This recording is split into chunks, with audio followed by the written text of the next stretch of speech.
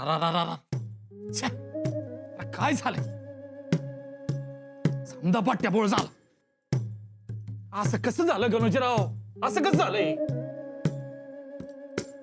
काकासाहेब आम्ही अहो, एवढ्या लांब निरोप पाठवून आपल्याला बोलून घेतलं. आपण बी धावत पळत आलो गडावर. बैठक ठरली, बैठकीचा निरोप आला आणि राज गड उतर झालं. म्हणजे काय? लावणाऱ्यानं काय अर्थ लाव? माझी तर अक्कल बंद झाली. आणि तरी बी हातावरची रेषा ठळक असताना जरा का बसतो का? त्या आता बी ठळक आहेत की. पण त्याचा आपल्याला उपयोग कसा होणार? होणार नाही असं नाही, होणार. काका आमचं ऐका, तुम्ही मनाव नका घेऊ. अरे काय मनावर घेऊ नका. हा गोट्याचा पेच पार गळ्यापर्यंत आला आमच्या आणि तुम्ही म्हणताय मनावर घेऊ नका. अहो किती नवलाईनं, किती अपूर्वाईनं पागोटा बांधलं होतं तुम्ही. पागोटा आपल्या डोक्यावर आणि राजगड उतार. आम्हाला एवढं ठाव आहे काका, राज मुद्दाम काही करणार नाही. हो हो, बंद करा तुमची शब्दाची शितळाई.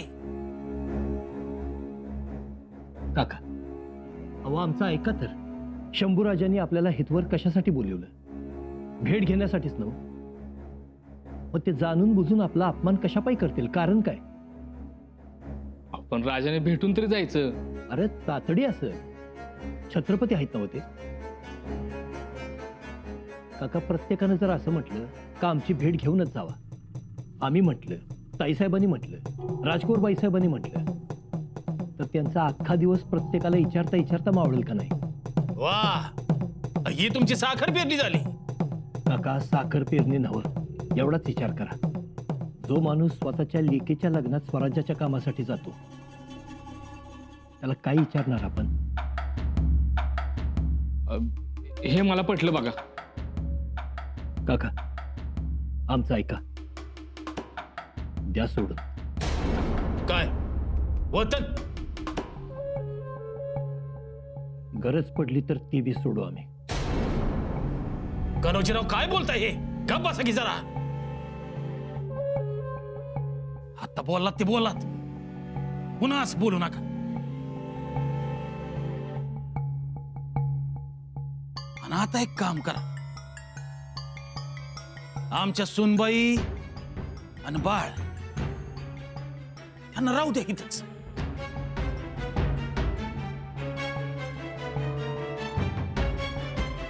इथंच म्हणजे रायगडावर? होय, तुमचा लेख शिर्क्यांचा वारस आरसा आहे वतनाचा.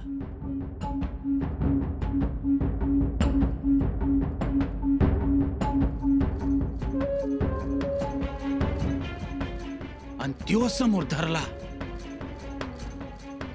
तरच वतनाची छवी त्यात पडणार आहे.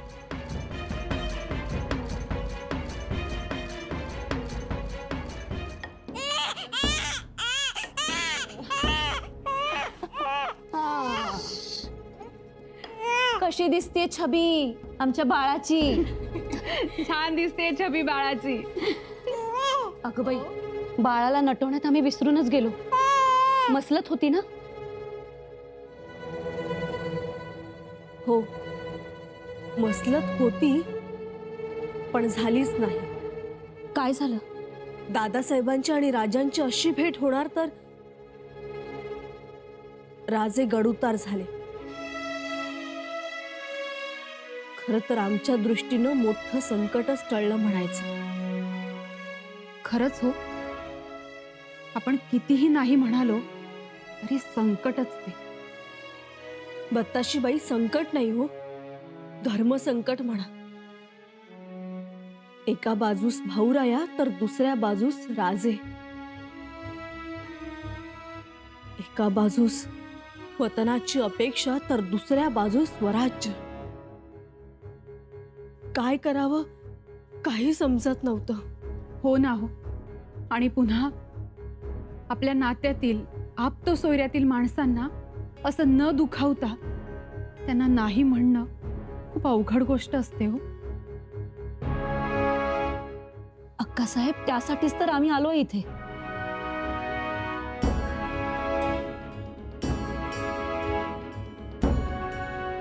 मुद्दाम आता आम्हाच ठाऊक आहे, आमच्या स्वारींना काही वाटणार नाही. परंतु कान्होजी काका, त्यांचा तर तीळपापड झाला असणार बघा. हो ना, त्यांचा तर केवढा थोर आटापिटा चालला होता. पण ही एवढी मोठी बुजुर्ग मंडळी यांच्या लक्षात कसं येत नाही आपण कुठे उभे आहोत, कोणाच्या भूमीत उभे आहोत, काय मागावं. आम्ही आता बघतो आहोत जवळून. कान्होजी काका अजूनही जुन्या काळातच आहेत. सुंभ जळला पण पेळ जळला नाही अजून त्यांचा. परंतु एकतर स्वराज्यावर चहू बाजूनी संकट आली आहेत. आपली समशर काढून राजांना बळ द्यायचं ते राहिलं बाजूलाच. इथे वेगळेच पेच उभे करायचे. हे बरं आहे का? नाहीच. अहो, एकतर तो औरंग्या स्वराज्यावर हल्ला करण्याच्या तयारीत. आपले मावळे उपाशी पोटी कणी कोंडा खाऊन लढत आहेत. पोरा बाळांची घरादाराची फिकीर नाही. एक एक गड राखण्यासाठी रक्ताचे पाट वाहत आहे. आणि तिकडे दक्षिणेस तो चिकदेव राजा मुजोर झाला. म्हणून तर दादासाहेबांना एवढ्या लांब जावं लागलं. हो ना, त्यांच्या हाताला हात नाही, पायाला पाय नाही. सततची धूमचक्री धावपळ आणि आपण पाय गुंता व्हायचं. बरं आहे का हे? म्हणूनच जे झालं ते बरं झालं. नका काळजी करू तुम्ही. अहो, तरी पण वाटतच ना. एवढा पाऊस काळ सुरू झालाय, तरीही फौज पाठीवर पाऊस घेत गेलीच ना धावत. त्यांनी पाहिला चिखल, पाणी, नदी, नाले, पूर. वतनाचा कागद जरी लिहिला असता तरी त्यावरची शाई या पावसाच्या सरींनी वाहून गेली असती. एवढं निश्चित.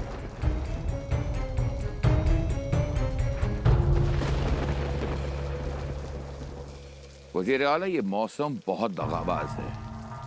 जी जहांपना, कसूर माफ, लेकिन मैं कुछ समझा नहीं. बाहर देखिए, ये बारिश. उफ, ये बारिश हमारे लिए मददगार नहीं, ये हमारी दुश्मन है. दुश्मन? हाँ, दुश्मन. देखिए, ऐसे मौसम में हम एक कदम भी आगे नहीं बढ़ा सकते. जी, बात तो आपकी सही है जहांपना, लेकिन हम आगे जाएंगे. हमारे हौसले बुलंद हैं. क्या करूं आपके हौसलों का? हाँ, आपके हौसले, या आपके हौसले कहीं हमारे लिए जानलेवा साबित ना हो जाएं. ये बारिश देखिए आप. ऐसे मौसम में एक कदम भी आगे बढ़ाना मतलब मौत को दावत देने के बराबर है. दक्कन की बारिश बहुत तेज तर्रार होती है. जब तक बारिश का मौसम खत्म नहीं होता, हमें खामोश ही रहना होगा. और क्या करेंगे? हमारे पास कोई और चारा है? वजीर आला, हमारी फौज कुछ कम नहीं है. इतने सारे हाथी, घोड़े, इतना असला, ये सब कैसे लेकर जाएंगे? इनको हम नुकसान नहीं पहुंचा सकते. इनकी हिफाजत हमारे लिए बहुत जरूरी है. हमारी फौज वजीर आला हमारी जान है, हमारा जहान है. जी जहांपना. हाँ, एक और बात भी बहुत जरूरी है वजीर आला. कौन सी बात जहांपना? हम चाहे चुप रहे, खामोश रहें, कुछ ना करें, मगर हमारा खौफ बरकरार रहना चाहिए. हर वक्त संभाजी को बेचैन करना चाहिए. उसे हर वक्त इस बात का खौफ रहना चाहिए कि आलमगीर औरंगजेब कब पीछे से आएगा और उसका गला दबोच लेगा, कब उस पर हमला करेगा. ये खौफ हमेशा उसके पास होना चाहिए.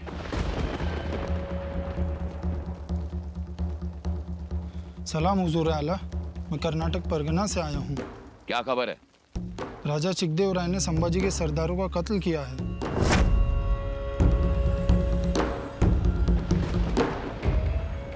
सच? जी आलमगीर बादशाह. वाह, सुभान अल्लाह, क्या खबर लाए हो तुम? वजीर आला, सुना आपने? इसका मतलब एक और हमराई है जो संबा का चैन और सुकून मिटाना चाहता है, जो संबा के खिलाफ लड़ रहा है। वहां मेरे मौला, किन लफ्जों से तेरा शुक्रिया अदा करूं? तू हर वक्त हमारी मदद के लिए आता है। माशाअल्लाह, सुभान अल्लाह।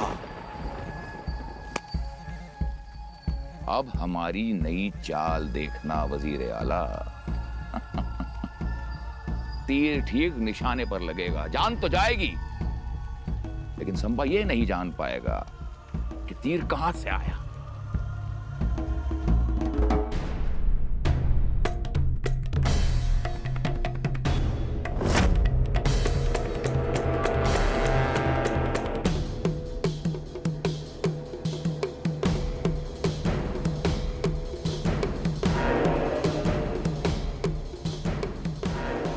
ಅಗ್ನಿ ಅಂದರೆ ಚಿಕ್ಕದೇವರಾಯ, ಪ್ರಳಯ ಅಂದರೆ ಚಿಕ್ಕದೇವರಾಯ. ವಾವಾ ವಾವಾ ಚೆನ್ನಾಗಿದೆ.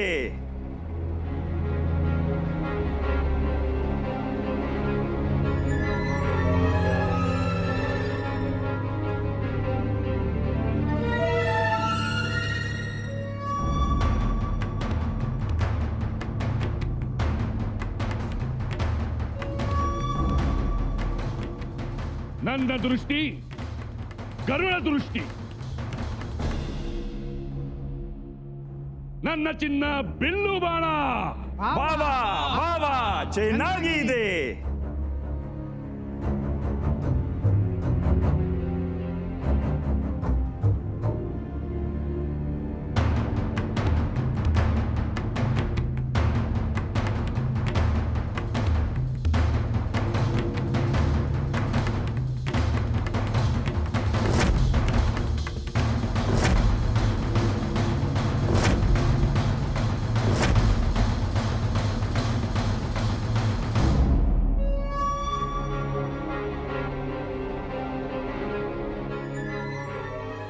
ನನ್ನ ಚಿನ್ನ ಬಿಲ್ಲು ಬಾಣ. जय हो जय हो राजा चिक्कदेवराय, जय हो. ನನ್ನ ವಿಜಯ, माझा जय विजय या बाणाच्या टोकावर असत. बोल निಮಗೆ ಎನ್ನು ಬೇಕು? काय पाहिजे? मला काही नको हो, मी आणलीये खबर की हो, वार्ता. वार्ता बोल. ಇದು ಏನು? संभाजी राजा. ನನಗೆ संभाजी गोथू माहिती आहे मला. बोल. तो निघाला की हो रायगडावरून म्हणतो मी. काय संभाजी राजा निघाला? नाही, संभाजी अशी चूक करणार नाही. वार्ता सत्य आहे हो. औरंगजेब स्वराज्याच्या एवढ्या जवळ असताना संभाजी असं करणार नाही. अशक्य. कसा सोडेल तो रायगड? सोडलाय राजा संभाजी निघालो हे खास. निघालाय म्हणतोस तू? येऊ दे, त्याला उत्तर आम्ही देऊ. या बाणानं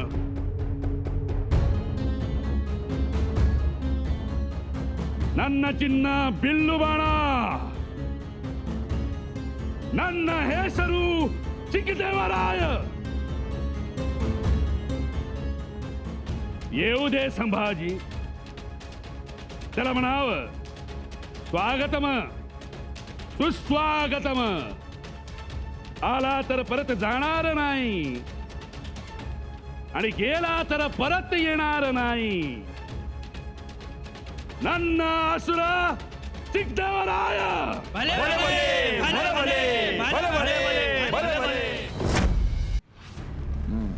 बिल्कुल दुरुस्त. संभाजी रायगढ़ छोड़ेगा नहीं, बल्कि जब तक हम लोग यहाँ पर मौजूद हैं संभाजी रायगढ़ की सीढ़ियां उतरने की हिम्मत भी नहीं करेगा, है ना? जी जहांपना, इसमें कोई शक नहीं. इसीलिए रामसेज की जंग जारी रहनी चाहिए. मुगलिया तोपों की गूंज पूरे दक्कन में सुनाई देनी चाहिए, ताकि हमारा खौफ बरकरार रहे और संभाजी बेचैन रहे। जी जहांपना।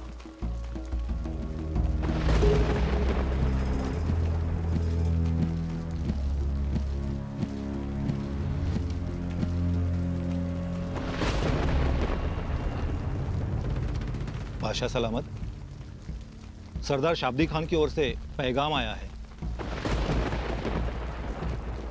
सुनाइए। बादशाह सलामत, शाब्दी खान ने लिखा है कि वो 1-2 दिन में आप तक पहुंच जाएंगे। हालात ये है कि किला रामसेज अब हाथ में आएगा, अब हाथ में आएगा। उस बेवकूफ को फरमान दो, उसे कहो कि बार बार इस तरह के खुशामद भरे पैगाम हमें ना भेजे। ऐसे पैगामों से मुगलिया सल्तनत नहीं चलती, जंग नहीं जीती जाती है। बार बार इस तरह के पैगाम न रामसेज हाथ में आया, न शाब्दी खान हमारे सामने आया। सिर्फ इस तरह के पैगाम पे पैगाम, पैगाम पे पैगाम भेजे जाते हैं। उसे लगता होगा कि उसे क्या लगता होगा या आपको क्या लगता होगा, इससे हमारा कोई सरोकार नहीं है।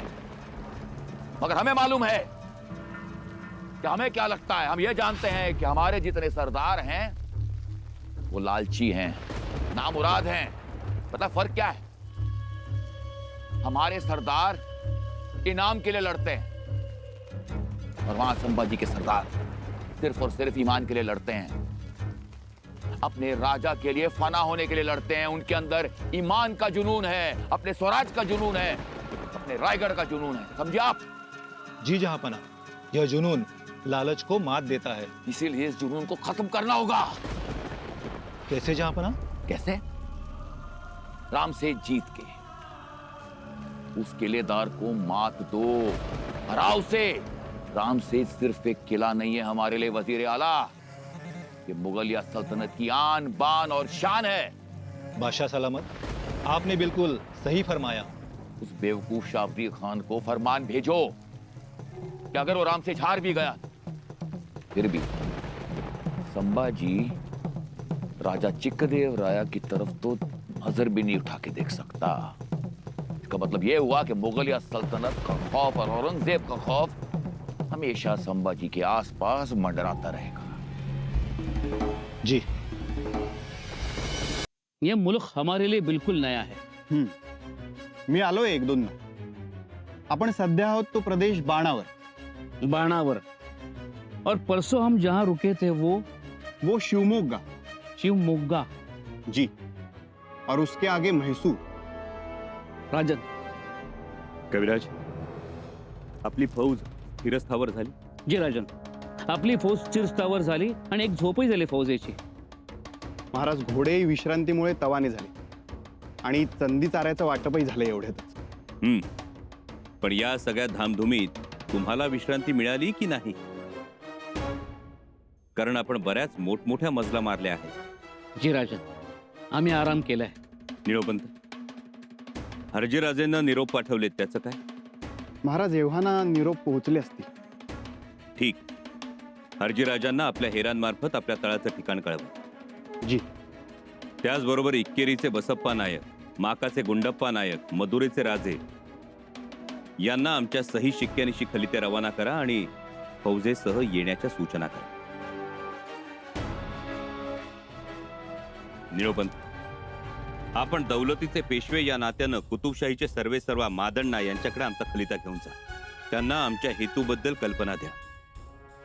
मादण्णांची भेट झाल्यानंतर आदिलशहाची भेट घ्या। आदिलशहाला औरंगजेबाच्या हेतूबद्दल सावध करा आणि तिथून आपल्या सरदारांना बळ हिम्मत देत त्यांना औरंगजेबाच्या दुष्टाव्याबद्दल सजग करत रायगड गाठा। आपल्या फौजेची चाहूल लागली तरी औरंगजेबाच्या हालचालींना आळा बसेल। जी। उद्या भल्या पहाटेच तुम्ही निघा, तयारी करा। आणि हो, मादण्णा आणि आकण्णा यांना स्पष्ट कल्पना द्या। त्यांची फौज आम्हाला लवकरात लवकर इथे येणं अपेक्षित आहे। जी महाराज। राजन, ही सगळी माणसं आपल्याला मदत करतील? करतील कविराज, नक्की करतील। आणि ही सगळी आमचे आजोबा शहाजीराजे महाराज साहेबांची पुण्याई। त्यांना त्यावेळी आदिलशहाचे आदेश असतानाही त्यांनी इथल्या हिंदू राजांना जीवदान दिले। आमच्या आबासाहेबांनी इथल्या लोकांना माया लावली, त्यामुळे इथल्या सरदारांच्या राजांच्या मनात आपल्या हेतूविषयी किंचितही शंका नाही. त्यामुळे त्यांच्या मदतीची आम्हाला चिंताही नाही. आम्हाला चिंता आहे ती चिकदेवरायासारख्या राजाची, कारण तो औरंगजेबाला आपला त्राता, आपला दाता समजतो. नाही का विराज? शत्रूचा मित्र हा आपला शत्रूच. त्यामुळं चिकदेवरायाला धडा शिकवणं गरजेचं.